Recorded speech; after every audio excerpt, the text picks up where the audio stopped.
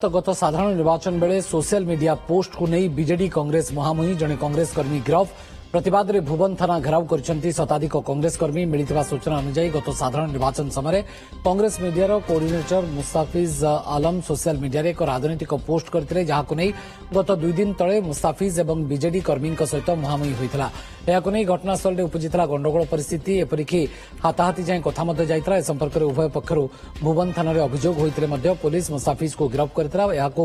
Police एकतरफा नीति बोली अभियोग कर आक्रमणकारी बीजेडी कर्मी को गिरफ्त दाबी कर भुवन थाना घेराव करथिला कांग्रेस आगामी 3 दिन मध्य बीजेडी संपृक्त कर्मी को गिरफ्त न कले व्यापक आंदोलन कर चेतावनी देछि दल तेबे एने बीजेडी पक्षरु कौनसी प्रतिक्रिया मिल पार नाही।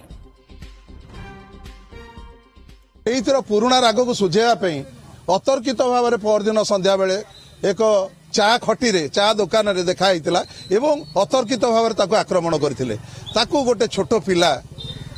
जिते माड़गोल हो धसाधुसी होची से छड़ाइया जाइए किंतु सी ताकू छाड़ी दे यही पिलाटी को दला चकटा कर मारदेवाई बसते से परिप्रेक्षी में आईआईसी को पाखु आसलु एवं जहाँ आज कथाटा फ्रुटफुल होती कहले आमको कथा देइचंती जे 3 दिन मध्य अरेस्ट करेंगे अरेस्ट कर फरवर्ड करेंगे।